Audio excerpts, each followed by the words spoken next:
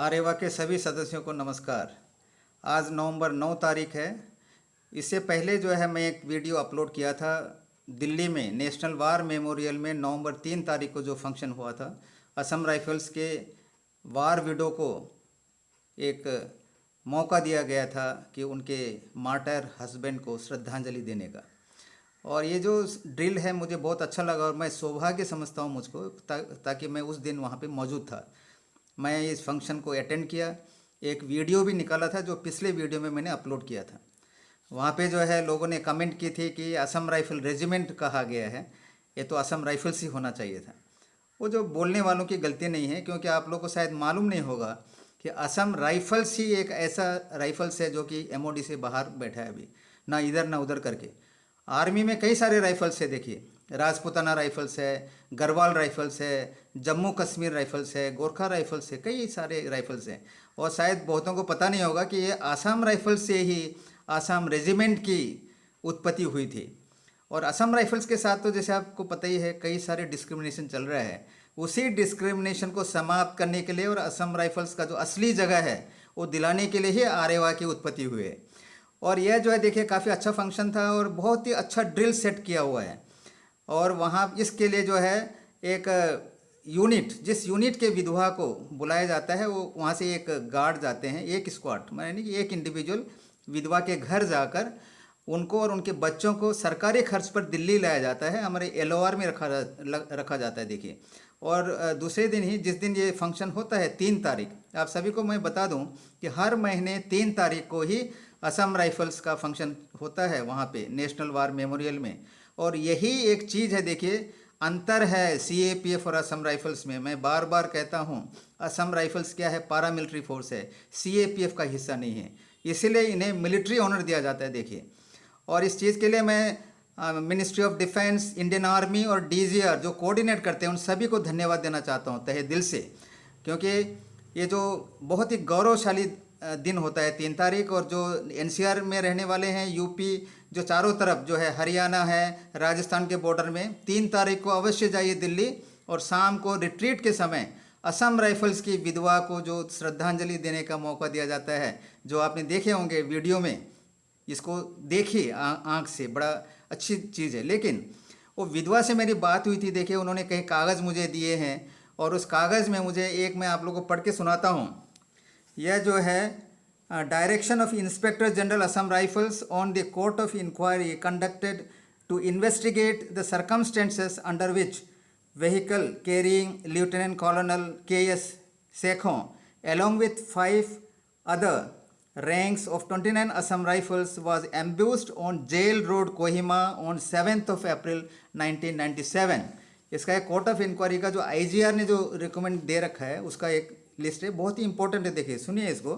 Number 1 में दे रखा है, I endorse the recommendations of commander 5 sector, I direct the following. Number A, death of number 29000833 rifleman Gokul Chand be attributed to Assam Rifles Service in field in Operation Orchid and be treated as a battle casualty for grant of full liberalized pensionary benefits to the next of kin। B में लिखता है, देखिए injury to IC 27491L lieutenant colonel K S. Sekhon in the ambush be attributed to military service in field in operation orchid. इसमें देखिए attributed to Assam rifle service और attributed to military service, ये जो है काफ़ी, ये जो है असम राइफल्स को जो है क्या करें, डिस्क्रिमिनेशन करने के लिए लिखा हुआ है। असम राइफल सर्विस करके कुछ होता नहीं, देखिए BSF service, CRPF service, ITBP service, SSB service, और जो भी है आर्मी के जितने रेजिमेंट्स है, सिख रेजिमेंट सर्विस, ऐसा कुछ होता नहीं है। एक दो चीज़ होता है इसमें इंडिया में, एक होता है मिलिट्री सर्विस, एक होता है पुलिस सर्विस, जो भी है, 2 चीज़ें। देखिए असम राइफल सर्विस इधर लिखकर असम राइफल्स को गुमराह करना और जो आर्मी की जो बेनिफिट जो मिलना चाहिए इस विडो को या सिमिलर सिचुएशन में उस जवान को, उससे वंचित रखने के लिए ये जो फ्रेज रखा गया है, यह जो सीरियसली इसे लेंगे जो असम राइफल्स के जो कमांडर हैं और मिनिस्ट्री ऑफ डिफेंस और ministry of home affairs, specially ministry of defence जो इतने अच्छे जो कार्यक्रम का बंदोबस्त कर रखा उन्होंने। मिलिट्री सर्विस में जो है उनका डेथ हुआ है मार्टायर हुआ है, ना कि Assam rifle service. What is this Assam rifle service? I do not understand क्या चीज़ है ये करके। और ये जो विधवा देखिए, वो केवल एक का मृत्यु हुआ था, 5 जो गए थे, एक ऑफिसर था, वो लोग केवल इंजरी हुआ है। और मेरे ख्याल से जो लेफ्टिनेंट कर्नल साहब जी हैं, उसको कोई सेना मेडल कुछ इधर उधर मिला होगा। लेकिन इसके विधवा औरत मुझे बताती है कि सर, मुझे भी बताया गया था कि आपके जो पतिदेव को कुछ अवार्ड हम देंगे, लेकिन 25 साल गुजर चुके हैं, 25 नहीं, 22 और 3 25 साल गुजर चुके, उसे कुछ मिला नहीं है, जबकि एक ही डेथ हुआ था उस ऑपरेशन में। तो यह मैं चाहूँगा कि हमारे जो डीजीआर सर जो है अभी के प्रेजेंट, इसके ऊपर इन्वेस्टिगेट करेंगे और अकॉर्डिंगली जो है उनको एक अवार्ड देना बहुत ज़रूरी है। नेशनल वार मेमोरियल में उनका नाम दर्ज है और उनका जो बेनिफिट है कुछ मिला नहीं है। दूसरी बात, कई सारे जो बेनिफिट विधवा को मिलता है, जो इंडियन आर्मी से जो वार जो मार्टायर होते हैं, वो जो है असम राइफल्स के विधवा को मिलता नहीं है। कई सारे उसने करस्पॉन्डेंस किए, देखिए बहुत सारे कागज़ मुझे दिए हैं। एक तो देखिए, जब इनका मौत हुआ था, 2 लड़का है इनका, आज जो है 32 साल का और 28 साल का है। जो 28 साल का, दोनों को जो है कई बार इन्होंने लेकर गया है डीजीआर में एनरोलमेंट करवाने के लिए, वो भी हुआ नहीं देखिए। जबकि इनका फर्स्ट प्रेफरेंस मिलना चाहिए था, जिसका डेथ हुआ है।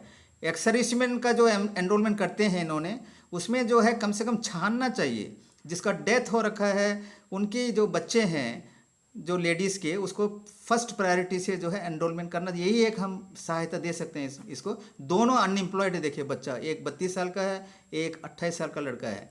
और ये बताती है कि मुझे कोई फिनेंशियल पेंशन मिल रहा है, वो भी जो है जैसे मैंने बताया आर्मी की जो विडो है उसकी तरह मिल नहीं रहा। जबकि ऑपरेशन एक ही है देखिए, ऑपरेशन ऑर्चिड। जाते हैं 5 जवान, एक लेफ्टिनेंट कर्नल आर्मी का जो लेके जाते हैं। आर्मी के जो उनको इंजरी होता है उनको कहते हैं कि मिलिट्री सर्विस। असम राइफल्स का एक आदमी का डेथ होता है, उनको कहते हैं असम राइफल सर्विस। बहुत ही सोचनीय स्थिति है, सरकार इस पर ध्यान देंगे, हम कोर्ट को तो बताएंगे इसके बारे में। तो यह जो है देखिए, इसके अलावा जो है मेरा वीडियो देखने के बाद दिल्ली से एक लेडीज़ कल मुझे फ़ोन करता है। देखिए, वो कहते हैं कि उसका पिताजी सेकेंड वर्ल्ड वार में जो पार्टिसिपेट किया हुआ था, उनका पेंशन नहीं है अभी। उनका नंबर मैं बताता हूँ, 4 असम राइफल का है, 44822 राइफलमैन पू लांगचिंग खाम कुकी।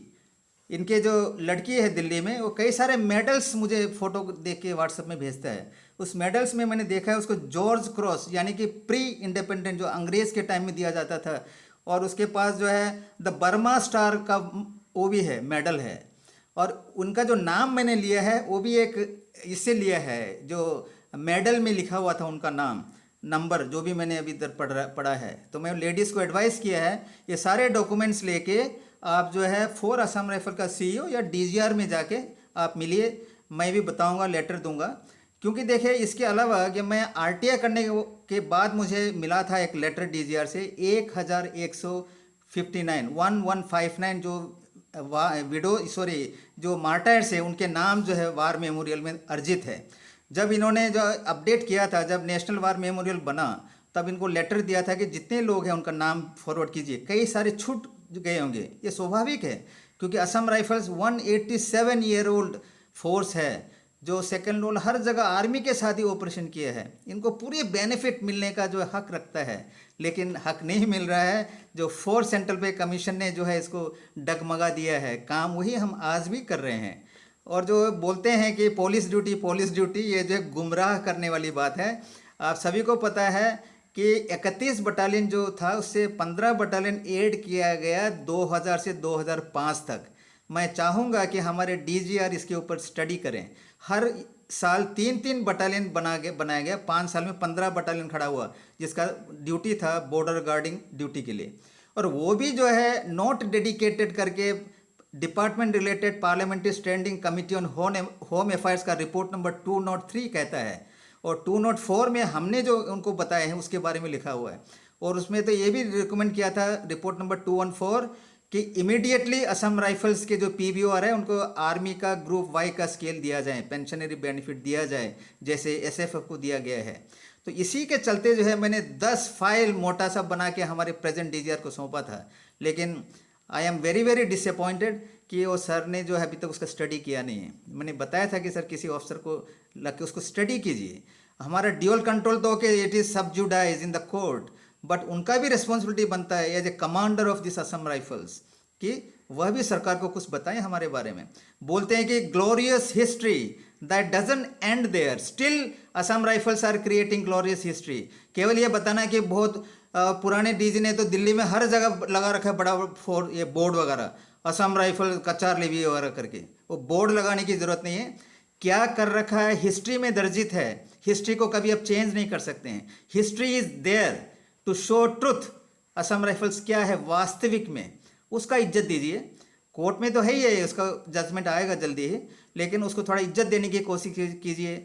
मैं दोबारा director general Assam rifle general Nair sir से रिक्वेस्ट करता हूं कि पूरा जो मैंने दे रखा डॉक्यूमेंट फिर दोबारा पढ़िए। उनके पास समय नहीं है, किसी रेस्पॉन्सिबल ऑफिसर स्टाफ ऑफिसर को लगाइए और सरकार को बताइए ये क्यों हो रहा है। Why an Assam rifle person who dies in a operation, for example here I have seen और operation orchid, Assam rifle duties, military duties. Kindly जो इसका थोड़ा डिफ्रेंशिएशन मुझे बता दीजिए, क्या है इसका अंतर, और कहीं क्या लिखा हुआ है सरकार के नोटिफिकेशन में कि असम राइफल्स ड्यूटीज़ में ये मिलेगा, मिलिट्री ड्यूटीज़ में ये मिलेगा। कंफ्यूज है ये, कंप्लीट कंफ्यूजिंग। सो इसलिए इसको रेक्टिफाई कीजिए, जो मिलना चाहिए। ये स्पेशली दिस विधवा को देखिए, आपने लेकर आए दिल्ली में नवंबर 3 तारीख को, उनको हिंदी भी सही से बोलना नहीं आता है। वो जो है आँख में आंसू आ गया वो जब बोलते समय, मुझे भी जो है रोना आया उस वक्त, क्योंकि ये आसाम राइफल की विधवा है, आसाम राइफल के जवान है जो ऑपरेशन में डेथ हुआ है, उसको क्यों नहीं फैसिलिटी मिल रहा है। आप भी अपने कंसाइंस को टटोलें, टटोल कर जो है ऑफिस में बैठिए। आप बड़े सेमिनार में जाकर भाषण देते हैं, उसकी वो ज़रूरत नहीं है। What is your duty as a DGR, do that. Very few months are left. 4 April 2023 में आपका 2 साल हो जा रहा है, फिर आप चले जाएंगे गुड बाय बोल के, लेकिन आपका ड्यूटी जो है उसको कीजिए। और जो असम राइफल्स का जो जवान है, जो मार्टर हो चुके हैं, उनकी विधवा है, उसके आंसू को, मेरा भी आंसू को देखिए आप, ये क्या बोल रहे हैं। Thank you very much, good bye.